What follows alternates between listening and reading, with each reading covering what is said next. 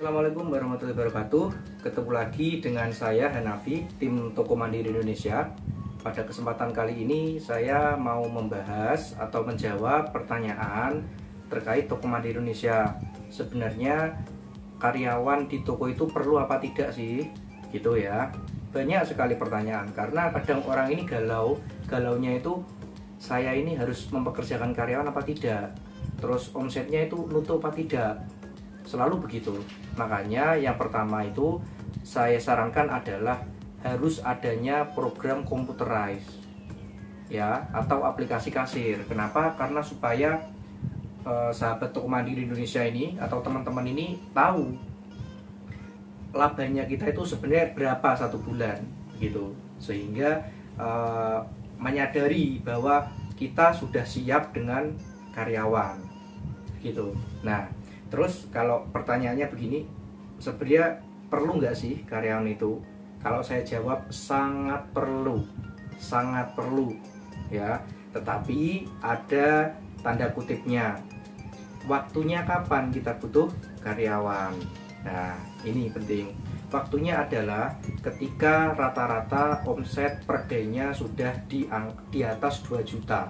Ya, kalau masih di bawah 2 juta, saya kira sebaiknya dijaga sendiri dulu untuk belajar, untuk mempelajari pasar, untuk mempelajari item-item apa yang laku, untuk mempelajari kondisi toko. Sebaiknya itu. Kalau omsetnya sudah di atas 2, pengalaman saya ini harus sudah ngambil karyawan. Kenapa? Kalau sudah di atas 2, itu lotnya akan tinggi. Ya, Bapak, Ibu, atau kawan-kawan Toko Mandiri Indonesia akan capek. Kalau capek nanti tidak bisa berpikir untuk perkembangan toko, hanya mikir tenaga-tenaga aja, tenaga jaga toko. Makanya penting adanya karyawan. Kalau omsetnya sudah di atas 2, itu harus ada karyawan. Kenapa? Karena yaitu nanti karyawan itu bisa membantu Bapak Ibu, membantu teman-teman untuk menjaga toko. Ya, terus ada lagi yang bertanya, terus kerjanya apa Mas kalau karyawan? Pekerjaannya adalah yang menggantikan pekerjaan Bapak Ibu selama Bapak Ibu punya toko. Selama Bapak Ibu jaga toko, misalkan jam 7 sampai jam 4 sore, ya kerjanya itu, Bapak Ibu ngapain aja, ya sudah, dia kerjanya itu. Begitu aja, simple. Makanya harus ada computerized, begitu. Terus ada berapa yang begini, Mas, saya itu kalau dijaga itu khawatir nanti dalam tanda kutip ada ketidakjujuran. Yang pertama, kita ikhtiar dengan program. Yang kedua, kita ikhtiar dengan stok. Yang ketiga, kita ikhtiar dengan pengecekan berkala.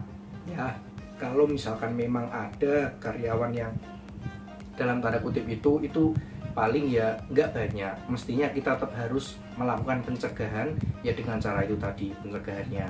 Ya, karena memang itu memungkinkan terjadi di semua lini, di semua pekerjaan. Tetapi kita bisa melakukan pencegahan dengan cara apa? Ya dengan cara tadi, stok harus update, barang datang ya diinput masuk stok, computerized juga harus jalan, terus pengecekan berkala harus jalan. Pengecekan berkala itu seperti apa? Ya kita melakukan SO random. Jadi beberapa hari tertentu kita melakukan SO, item-item tertentu kita SO, kita cek. Nah, begitu caranya.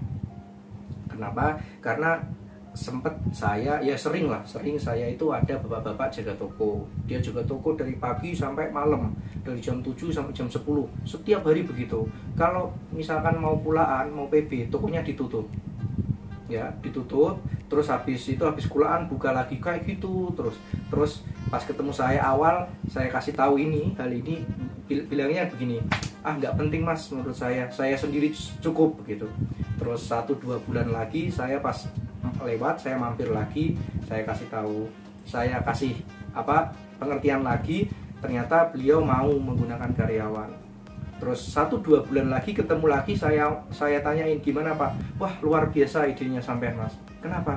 Karena saya sekarang bisa tidur siang, saya bisa istirahat, saya bisa berpikir untuk perkembangan toko saya bisa pulaan tanpa harus menutup toko saya tidak kehilangan omset.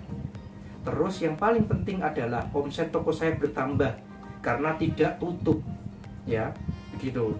Oh iya Pak, berarti bagus. Sekarang yang Bapak harus lakukan adalah yaitu tadi, untuk stok harus selalu di update Pak, barang datang harus di input stok, Bapak harus melakukannya, karyawannya harus melakukannya gitu. Dan nanti kalau omsetnya sudah di angka 4 atau 5 ya kan, nambah lagi 1, jadi pagi 1, siang 1, Bapak nanti hanya sekedar membantu-bantu saja. Kalau sudah 5 ke atas baru 3, Bapak sudah tidak memikirkan toko lagi, tinggal menjadi pengecek atau mengontrol, begitu caranya. Jadi sahabat-sahabat semua, mudah-mudahan penjelasan dari saya ini bermanfaat ya. Jadi saya ulangi lagi prinsipnya. Yang pertama, omset di atas 2, karyawan 1 ya. Omset di 3,5 sampai 4, karyawan 2. Kalau omsetnya sudah di 5 ke atas, itu karyawan 3. Gitu ya. Ini untuk toko-toko standar, toko mandiri, toko kecil di perkampungan ya. Mudah-mudahan infonya ini bermanfaat.